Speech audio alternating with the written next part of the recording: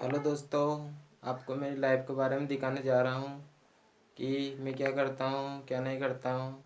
हाँ, और आप पीछे बैकग्राउंड देख के समझ गए होंगे कि ये क्या करता है, और इसके बारे में पूरी डिटेल आपको मैं दिखाने जा रहा हूँ। ठीक है, चले चलते हैं, आपको मैं दिखाता हूँ कि मैं क्या करता हूँ, अभी प्रेजेंट टाइम में क्या कर रहा हूँ क्या नहीं कर रहा हूँ, इसके बारे में आपको जानकारी देता हूँ। मैं यूपीएससी की तैयारी करता हूँ और मेरे स्टैंडर्ड्स बुक रखी हुई है, आप पीछे देख रहे होंगे। और यही रूम मेरा प्रिपरेशन का रूम है, और आपको सभी चीज़ों के बारे में मैं भी डिटेल से दिखा रहा हूँ। चलो चलते हैं। ये मैंने वर्ल्ड मैप ला रखा है और इसको फ्रंट सामने दीवार पर रख रखा है। और ये क्या, मेरी पढ़ाई रूम के सामने ही दीवार पर लगा हुआ रहता है। इसे क्या, मैं जब पढ़ाई करता रहता हूँ तो इसे देखता रहता हूँ। और हाँ, इससे मेरे को ये जानकारी मिलती है कि कौन से देश किस तरह के हैं, कौन सा ओशियन कहाँ पर है,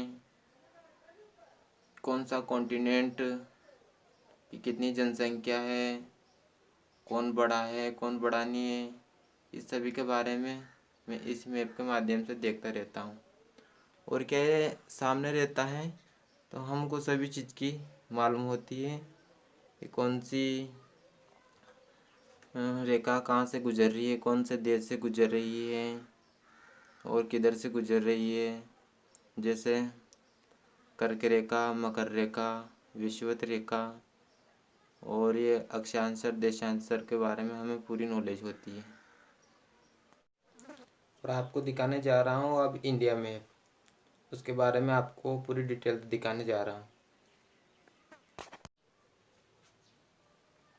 ये इंडिया मैप,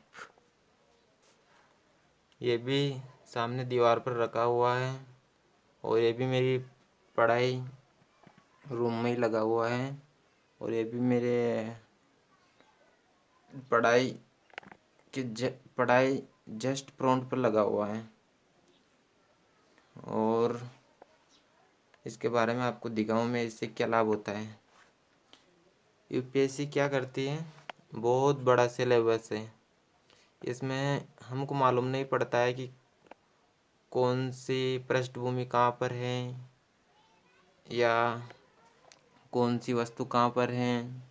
यूपीएससी किधर से भी क्वेश्चन आंसर पूछ सकती है। जैसे प्राचीन भारत के इतिहास के बारे में पूछती है, तो सिंधु सभ्यता के बारे में जानना चाहती है कि सिंधु सभ्यता कहाँ पर है। यदि मैप रहता है तो हमको मालूम पड़ जाती है कि कौन सी नदी कहाँ पर गुजर रही है और ये कौन से देश से गुजर रही है। जैसे सिंधु घाटी सभ्यता, ये सिंधु नदी पर है, और ये सिंधु नदी पाकिस्तान से होकर गुजर रही है, और इसका उद्भव इंडिया से हुआ है। इंडिया के जम्मू कश्मीर राज्य से होकर जाती है। तो इससे क्या हमको मालूम पड़ जाता है कि कौन सी नदी के किनारे पर कौन सी सभ्यता विकसित हुई है। जैसे कि हिमालय कहाँ पर है, ये लद्दाख श्रृंखला से होकर ये हिमाचल प्रदेश, अरुणाचल प्रदेश, नेपाल होते हुए ये इंडिया के सिक्किम स्टेट से होते हुए भूटान, अरुणाचल प्रदेश तक क्षेत्र तक फैला होता है। इसके बारे में भी हमें पूरी तरह डिटेल से नॉलेज मालूम हो जाती है। मैप इसी वस्तु में काम आता है।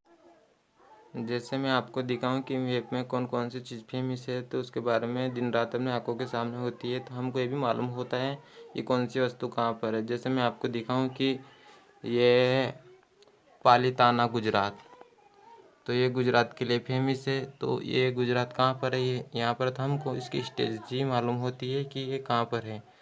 उसके बाद में ये राजस्थान, इसमें कौन सी चीज़ फेमस है, जैसे कि ये ताजमहल जयपुर, तो ये कहाँ पर है, तो ये हमें मालूम पड़ जाता है कि जयपुर। और ये जयपुर कहाँ पर है, ये जयपुर। और उसके बाद में गोल्डन टेम्पल, तो ये क्या गोल्डन टेम्पल फेमस है, तो हमको मालूम पड़ जाती है कि कहाँ पर है। तो ये क्या पंजाब, वो पंजाब में कहाँ पर है, अमृतसर। तो इसके बारे में हमें पता चल जाता है कि पंजाब कहाँ पर है, अमृतसर कहाँ पर है। उसके बाद में आगे चलते हैं, आपको दिखाता हूँ ये ताजमहल। अब ये पूरी वर्ल्ड में ही फेमस है, ये 7 अजूबों में से एक अजूबा गिना जाता है इंडिया का। और ये उत्तर प्रदेश आगरा में स्थित है। तो हमको मालूम पड़ जाता है कि आगरा कहाँ पर है। उसके बाद में हम चलते हैं मनोट्री तंगवा,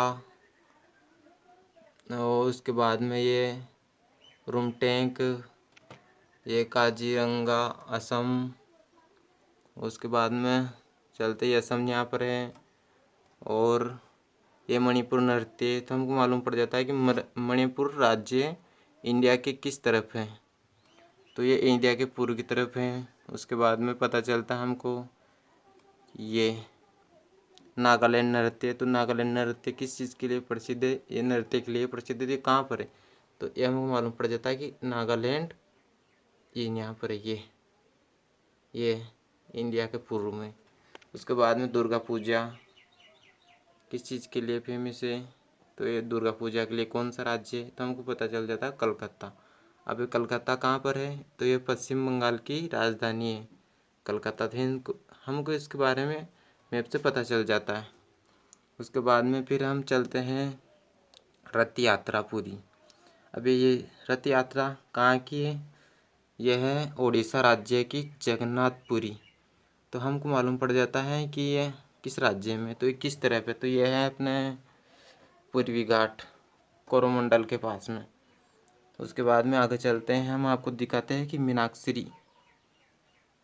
मीनाक्षरी अभी कहाँ पर है, हैदराबाद। अब हैदराबाद किसकी राजधानी है, ये इसकी राजधानी आंध्र प्रदेश। तो हमको मालूम पड़ जाता है कि आंध्र प्रदेश कहाँ पर है। उसके बाद में हम चलते हैं, ये विवेकानंद रॉक कन्याकुमारी। तो ये कहाँ पर है, कन्याकुमारी। ये अपने भारत का अंतिम पॉइंट बिंदु है, तो इसके बारे में हम नॉलेज हो जाती है। और हाँ दोस्तों, मैं आपको एक चीज़ दिखाना चाहता हूँ कि ये मीनाक्षरी मंदिर मदुरई में है, ये तमिलनाडु में है, और ये चार मीनार हैदराबाद में। ओके। और ये कोरोमंडल, ये अपने लक्षद्वीप में, ये बाहुबली श्रवणबेल गोला, ये कैथेड्रल चर्च गोवा, ये गेट ऑफ इंडिया मुंबई। तो हमको इस सभी के बारे में मैप से पता चल जाता है कि कौन सी वस्तु कहाँ पर है। ओके। हेलो दोस्तों, वीडियो बहुत बड़ा लंबा हो गया है, और मेरी सभी बुकों के बारे में अगली वीडियो में आपको दिखाऊंगा। यदि हमारा वीडियो अच्छा लगे तो लाइक और शेयर और सब्सक्राइब ज़रूर कीजिए। ओके।